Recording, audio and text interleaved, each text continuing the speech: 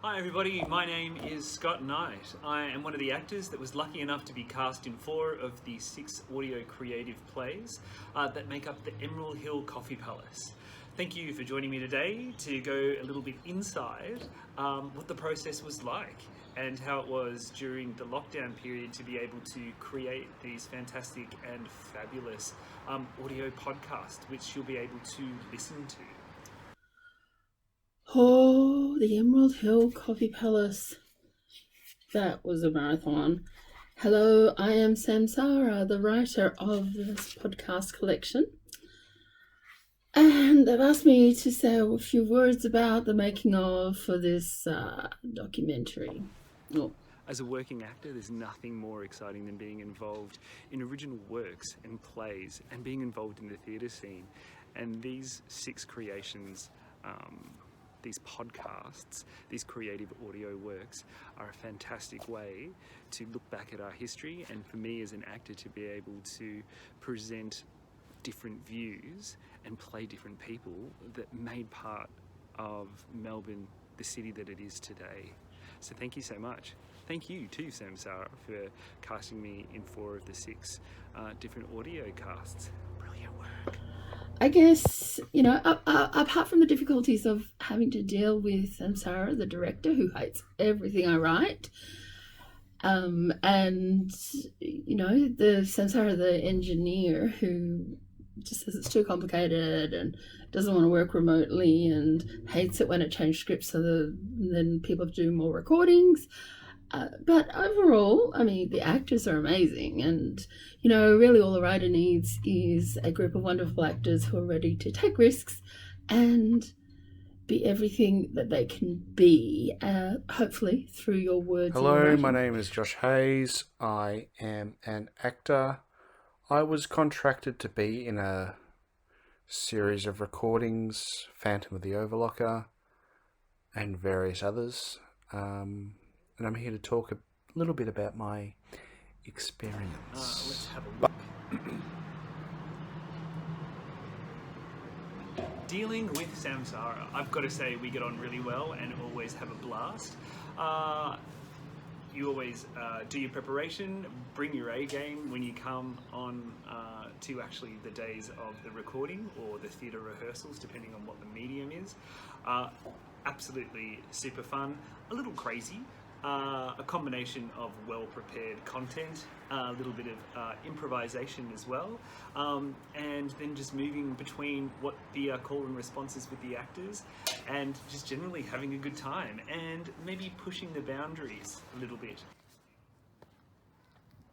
Working with Samsara on the Emerald Hill Coffee Palace project was 2 words: short, and in your face, and I really, it's a different way of working. Initially, I was all about,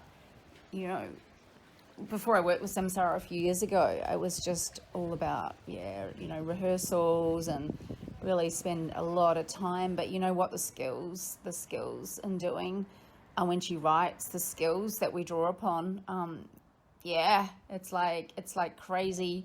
It's like, it can be crazy. It can be quick, and it's like, what the, but it's an experience, because you literally intuitively draw on your instincts, and working remotely, with COVID, etc., it's been another skill set. Working with Samsara, she has such joy. She's very, focused, and very knows what she wants, and very joyful. I love, working with a disability situation, and this kind of situation is just a godsend, because at the end of the day, when we're in a lockdown, which we've just gone into another one right now, Melbourne, this is crazy.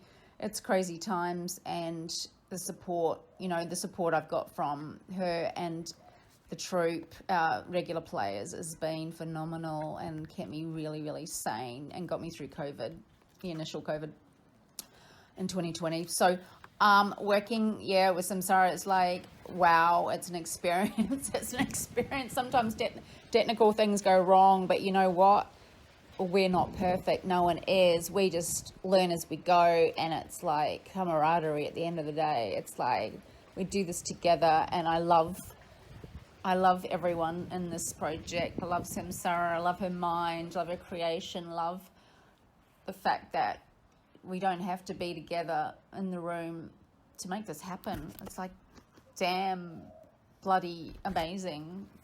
She's just a woman with such out of the box. She's out of the box. Love ya.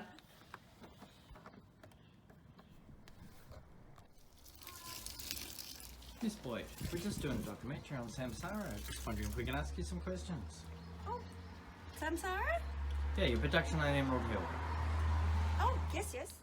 Wonderful, wonderful memory. Samsara herself, beautiful writer. Her prose is just beyond words. Quite a challenge, though, for most of us. We were all in lockdown restrictions, and here in the luxury of my own, the confines of my meagre One of the quarters, best things yeah. about working with Samsara as one of the best playwrights in the Melbourne theatre scene is that she, as a writer, really challenges you as an actor to be able to find layer upon layer of characters. There's twists and turns, and everything that she writes has shifts and changes. So as an actor, you really get to find a depth of character and have so much fun. There's guidance that she gives, but there's also the freedom to be able to make so many offers and to push yourself as a performer, which is absolutely fantastic. And what better a setting than to have in your mind the beautiful visual of this historic building, which I'm sure has its own ghosts and phantoms running through it. And sewing machines that maybe chase you around too. Yeah, they did have a little bit of trouble sticking to the script, but can you blame them? I mean, there'd be a typo and they'd have to figure out what the words were, and, it makes total sense to me that they found it easier just to make up their own The words. scripts are great. It's always fun. And when she writes characters, one of the things that we always laugh about is the number of shifts and changes that she puts into a character. As an actor, super fun to be able to recreate and play. Emerald Hill Coffee Palace has to be the grandest project I have ever done. 6 individual creative responses, riffing off the history and activities and the site of the Temperance Hall in Napier Street in South Melbourne. So the director, Samsara, asked us if there were any challenges for us as actors with some of the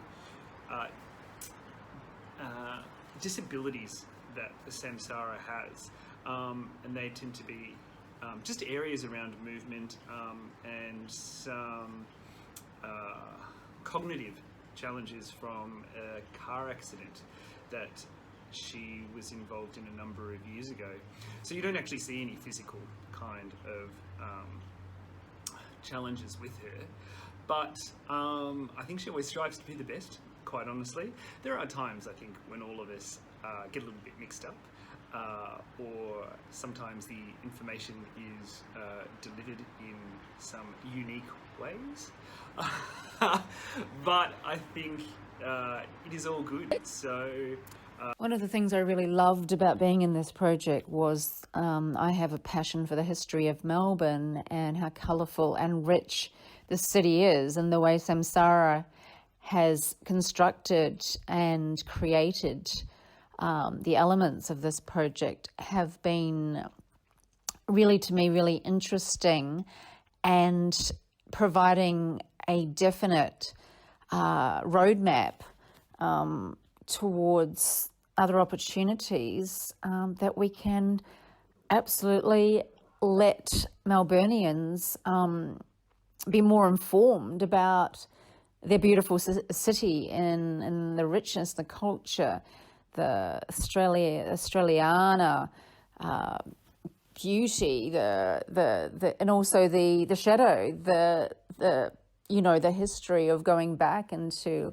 the first settlers here, and how it's all of that has definitely made a huge impact on how Melbourne is today, and being multicultural. And what I love also, Samsara, just with the access she gives, the accessibility, which I adore, to people of all different levels of abilities, in regards to their creative abilities, but also just, of the differences that we all have as people, the emotional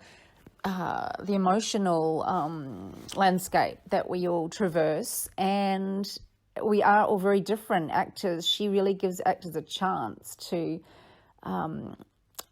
say who we are, to be really, really just raw, to dig deep, to keep this beautiful art, this art industry going in such a time of crisis, and a time of where people are really losing their faith. So what I see as Samsara is she's a beacon of faith. She's a lighthouse in the distance in a dark and stormy night, where there's just that absolute, oh my God, the creative soul. It's like underpinning. It's everything. That is that an artist really craves for. We crave to do this. We crave to perform. We crave to make art. We crave to be around like-minded artists. Samsara gives us this opportunity for this, and she does it in different ways that I've never experienced in my whole career in acting and performance, which has been a long one, and it's just been so rewarding and so insightful. I have a crystal ball that's just suddenly come in front of me, and I see there's illuminating the path of the creative artist, and how we can in the future survive and really get our work out. Thank you, Samsara. You are a godsend. Had an absolute ball. It was great being part of this podcast. As an actor, it really allows you to flex your muscles. You get to really move across a range of different characters and emotions, and just have fun and just move into a world of imagination. And what was really unique with the Emerald Hill Coffee Palace was that all these stories are recreations of events that actually happened around our particular area here in Melbourne. My best memory of working with Samantha Donnelly. Samsara. What? Dunstan. What? Samsara Dunstan. Sarah Dunstan. Sound it out. Use your words. Use your words. Samsara. Can we fire that guy? Dunstan. Yes. Faced with some very, very strong challenges of reading at our own leisure, and it was rather restricting, I must say, but you don't do these things for the money. The other one was Fool's Gold, and that was a bit of a improvisation retake on Henry V. Join me and several other talented Melbourne actors as we step inside Temperance Hall, the beautiful structure you can see behind me, to recreate 6 amazing and original audio works under the title of Emerald Hill Coffee Palace, written and directed by Samsara. See you soon. Let's go. I've actually interacted with the Emerald Hill Coffee Palace many times across my career, usually as a rehearsal venue for companies such as Chambermaid, Widgery, dancers like Ros Warby, that sort of thing. And so I decided to start this project contacting people I knew who had been connected with it. So people like Shane Grant, who, for example, who was the one of the techs when it was a theatre for hire, and Philip Adams, who is the current incumbent with Philip Adams Ballet Lab, and a few others along the people I knew who were connected to Anthill, that sort of thing. Initially, Divana definitely was a bit scary for me. You know, Italian accent, hadn't done one. Completely over the top, overwhelming because she's very, very different than who I am. But the more I got to play her, the more I loved her. So she was the most challenging, but the most fun. Hi everyone, my name is Scott Knight. I'm standing here in Napier Street in South Melbourne, at the front of the majestic and beautiful Temperance Hall, which happens to be the central character and the setting for a series of 6 magnificent podcasts titled The Emerald Hill Coffee Palace. The Emerald Hill Coffee Palace podcasts are written and directed by Samsara, and I, as an actor, happen to be in 4 of the 6 podcasts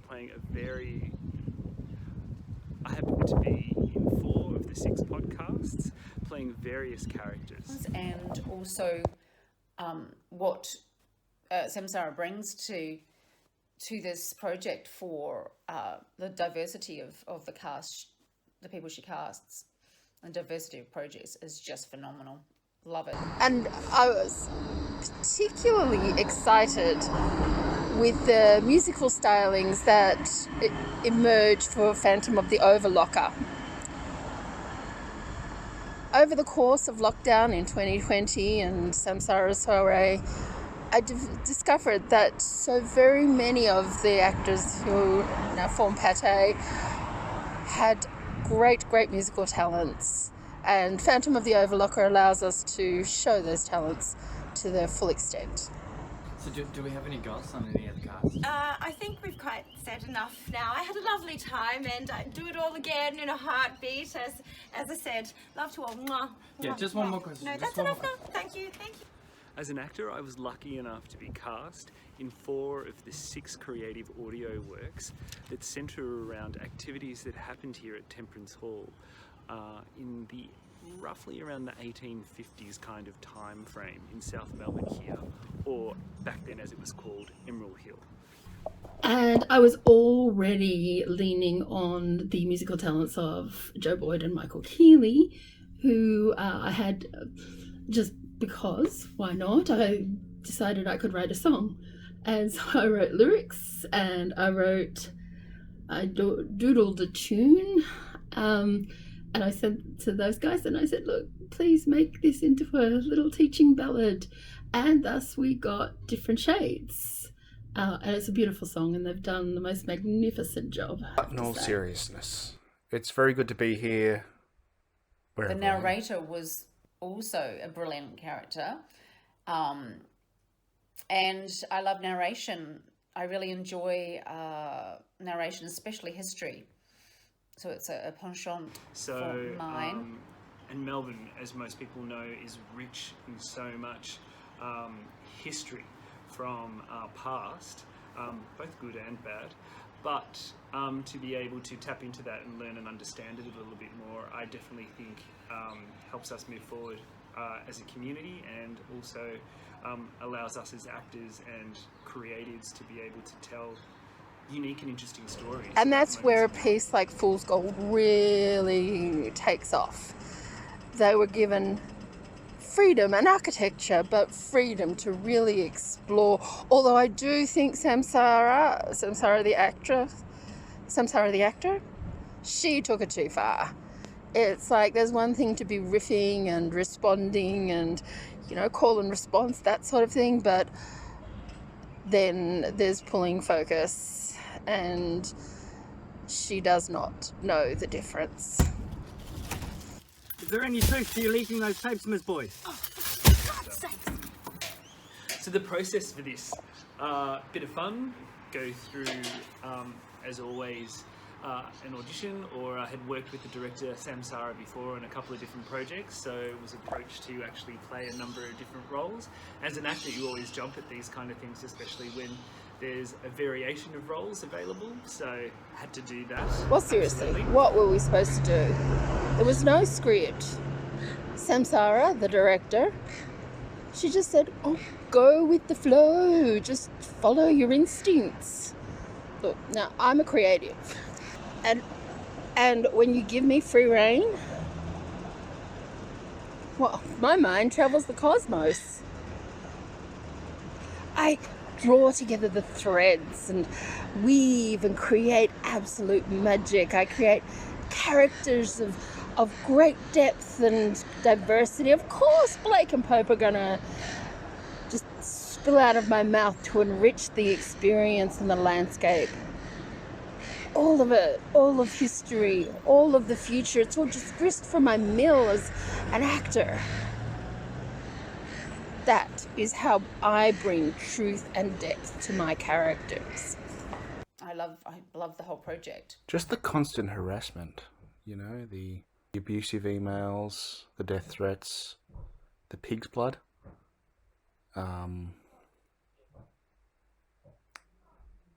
I once found a full ant's nest on my front lawn. Hi, this is talking about my experiences with Emerald Hill Coffee Palace project and with the roles I was cast in.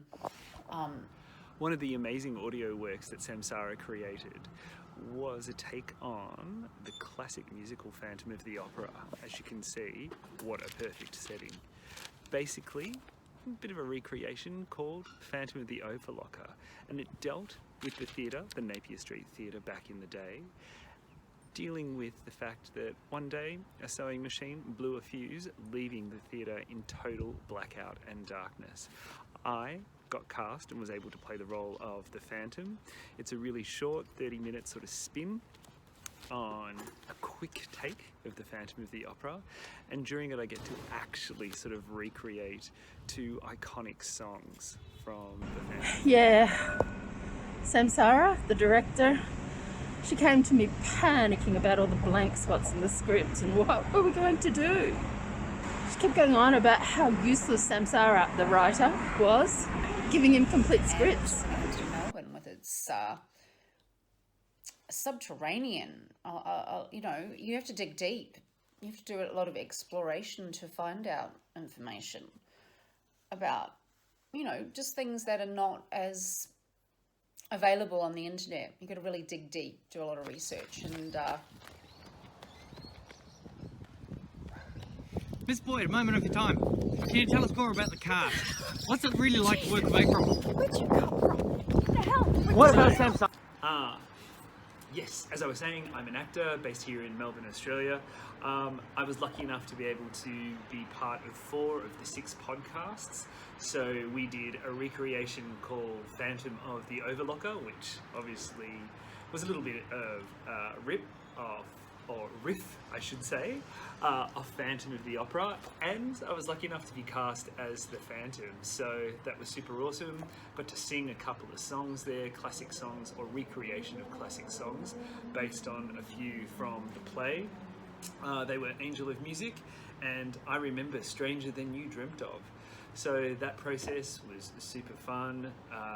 Loved the preparation there. I'm not necessarily musical theatre actor, but I think as all actors in Melbourne you're able to move across all those different kinds of medium of stage, theatre, film, television, spoken word, voice and singing, so it was awesome to be able to flex those musical theatre kind of muscles. So most of it came to me as I went. For example, with when I was talking to Shane, he was talking about when it was Napier Street Theatre for hire, how somebody once plugged in a sewing machine that was not tested and tagged and blew the power to the entire building.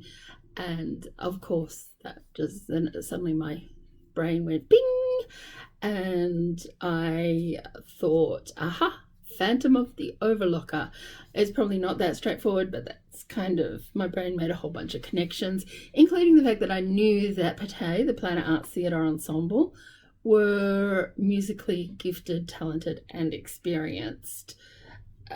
So that one was pretty much lay down misère, as they say. But in all seriousness, it was an absolute joy to work with Samsara. And I can say that I'm not being paid, sponsored, or promoted in any way. What's that? Oh, thank you. Should have waited till I was off camera, but okay. Thank you. As I said, I'm absolutely sincere. And the way Samsara, allowed us to just go with it, use our instinct, was fantastic. We didn't need to be in the room with each other for when we did it, because we didn't need to be, because we're immersed in our character, and that's what I loved. And she was a brilliant character. There's a word for it. It's kind of like theatre of the absurd kind of thing. A little bit Sartre-ish. Where's the this wiki is stupid. Okay. Yeah, all you need to know is that it's Pirandello, Enrico. Okay, wait a minute. Let me just. He's one of the great classic. He was all about comedy. A little bit into Commedia. He got a Nobel Prize. That's not important. No, that's not important. Oh, for God's sake, Wiki, you're useless. Absolutely. With Samsara, it's always pushing the boundaries. Love it. Can I take these sunglasses off? Because... Leave the sunglasses on. What? Come on, we need this. Oh, please leave them on. Tell you what, I'm not getting paid enough. She talked about the improv, Fool's Gold. Apparently it had no script at all. Well, of course it didn't have a script. It was improv. She sets me up with a reading partner. Study buddy, she calls him. Yes, you heard me. Awkward. I know. Quite a nuisance. Really. Anywho, now she's making this silly documentary, and found myself with a film crew out on the front lawn yesterday afternoon. My goodness, quite the invasion of privacy. Yes. Wow. Oh, no. I just blow a little smoke up everybody's asses, told them what they wanted to hear. Oh, yes. Well, it's worse than being followed. I'll say. Rehearsal process, always good. Definitely fun, crazy, well planned, unstructured, structured. It goes across everything, so absolutely love it. And just get in there and have a ball and bring what you feel has been. You bring what has been informed by the characters and what's written within the play, add a little bit more, have a bit of fun, and then Samsara always asks you to try and push yourself, lift it, how you engage with the other actors. Absolute ball of a process. Oh my God. Getting scripts from Samsara is like pulling blood from a stone. Samsara, the writer, that is. Oh, and changes. Just non-stop, constant changes. And you know what? She has obviously never been shown the spell check button. Seriously, all you have to do is spell check, but every page had typo after typo after typo. I'm amazed the actors, they're wonderful creatures, our actors. The Planet Arts Theatrical Ensemble actors, best in the world. But the raw material they had to work with from Samsara. Oh. Tell us, is it true that the cast have never ever met? How the hell did you get in here? Oh my God. Definitely with COVID, the remote recordings are quite unique.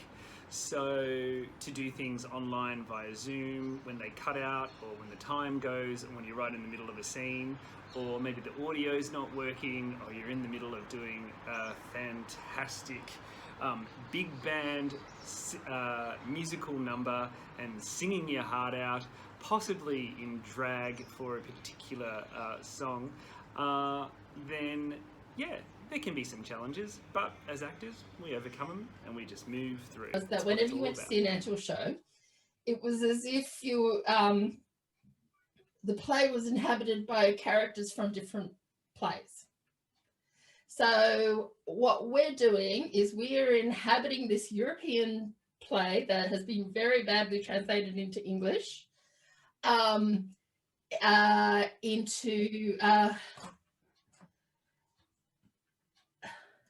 we're bringing the characters, all except for Henri, all of the other characters are from the Emerald Hill Coffee Palace. Process, a little bit interesting, because there were 6 plays that made up the Emerald Hill Coffee Palace. They were coming thick and fast in different kinds of draft forms, different ways that they were being delivered in the scripts in different stages. So there were certain times where I didn't quite know if it was Tom, Dick or Harry, or what was going on, or what piece was coming from where. So there were a few emails going back and forth with the director going, oh, did I miss something? What's going on here? Who am I playing? That sort of stuff. But, you know, actor's life is pretty good, so we crack on. Terribilius was actually a really curious story. I kind of knew that I wanted to go, I always like to try and create a reference to our Aboriginal people, if I possibly can, with all of my artworks, my writings and such, in some form, somehow, some way. And I was visiting my mum in Mount Gambier, and I actually always known this, but it was just like, it just clicked, that the Lady Nelson wreckage, it's not really wreckage, it's a full ship, but it's on land, it's there as part of their constructs. And I remember reading that the Lady Nelson was the first ship to sail into Port Phillip Bay, so I decided to have a read of the captain's logs and see if that gave me any inspiration. And it turns out that in my head I was kind of going, oh, I'm going to do a mutiny on the Bounty kind of thing. But then I was reading, and there was the first interactions with the local Boonwurrung people, and I just knew that I had to write about that. Yeah, it was a complicated process, but I think what we've come out with is a very good story for modern times. The other play that I was involved in is the 6 o'clock spill, and got to play 2 opposing characters there called the Parliamentarian and Temperance Man. So that was a fun little insight into Melbourne's history, especially with, you know, pubs everywhere. Terribilius, that was my favourite. Using the Didge and the Kookaburra to represent the Boonwurrung, pure genius, even if I do say so myself.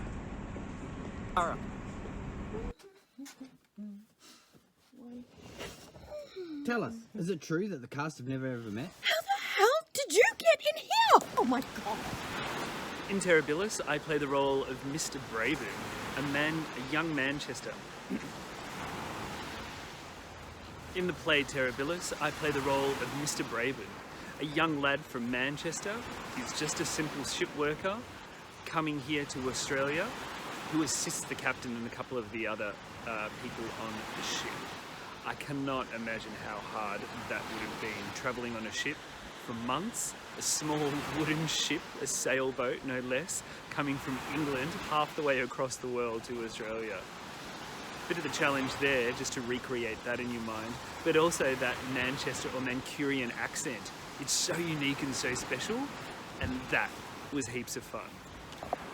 Yeah. Enjoy. If you decide after this you want to give it another go, and I had a little note about maybe sounding really tired and frustrated, especially with Dana. Like, you've been in a tech run and you know, you've been teching for 2 days and she's always causing halts to this thing, but you've got to be nice to her because she's your lead performer, but she's driving you nuts. And having the producers on your back constantly harping on about money is also driving you I knew crazy. the points that I wanted to hit. I knew I had to speak to the temperance movement, and I had to speak to Anthill, and I had to speak to Philip Adams Ballet Lab, and potentially to Napier Street, the hire company, the venue for hire. You can see this has absolutely destroyed me. No, I always look this glorious. Yeah. Samsara Dunstan, that's what I've been saying all this time. Bring me a tomato soup. Tomato soup, please, for the artist. And a dinner roll. And a dinner roll. So I've been doing this for Serendipity Dunstan. Samsara. What can I say? We got it done. I delved into some deep character analysis. I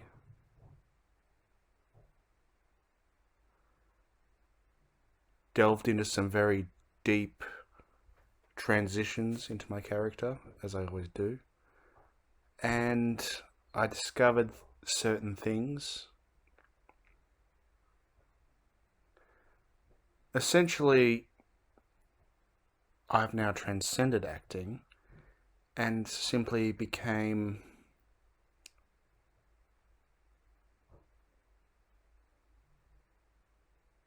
a thespian. Here I am at Victoria's beautiful Port Phillip Bay. I cannot imagine what this was like in the 1850s when Melbourne was just beginning to prosper as a city. But this beautiful location is the setting for one of the creative audio works, Terribilis. So yes, my observations are, these are my observations. That's going really well. I'll give a couple of notes while we're waiting for the others. Let me just. How do I get into my? How do I get into my calendar? Notes from the overlocker. Yeah, the script was, I found, being quite enlightening. It was enlightening, and Melbourne, you know, it's fascinating, the history. And Really is. also I got to be in a recreation of, dare I say, tall ship drama, if you can even call it that, Terribilis, or Terribilis. And there I got to play a Manchurian or a young ship worker. So Dan, I just need to get notes off you. I'm just looking at my list of songs. Scott, you were going to get me Stranger. Was it Stranger Than You Dreamt It? Yes, It was Stranger Than You Dreamt It. Yes. And you're all amazing. Off topic, Joe, have you had a chance to look at the teaching ballad? No, actually, I haven't looked at it at all. So the whole thing was done remote. Everybody recording on their own devices or their own computers. It was just madness. I spent so many hours just trying to normalize the voice levels, and you know, some people do it in a small room with lots of reverb, and some people would be doing it in like out in a field, it almost seemed. On one occasion, one of the actors gave me a recording where they had people in the room with them having a whole other conversation while they were doing their lines. I had to send that back. I could not use that. Anyway, as you can see, writing this podcast collection has absolutely exhausted me, and I'm probably going to go and sleep for 3 months or so. That sounds like reasonable. Thank you for listening. One last thing is good. That's it. No further comments. So, thank you. I really hope you enjoy listening to the podcasts. See if you can pick the different accents and the voices and the characters that I play within the different podcasts. See if you can do pick out the celebrity cameo appearances by our writer-director Samsara in quite a number of them, and several other talented Melbourne actors. So thank you so much. Enjoy and have fun. Listen. grab yourself a cup of coffee, sit down at a cafe in the local area around Emerald Hill, South Melbourne, anywhere across Melbourne or the world. Chill out and listen and get a bit of an insight into what life was like in Melbourne. Way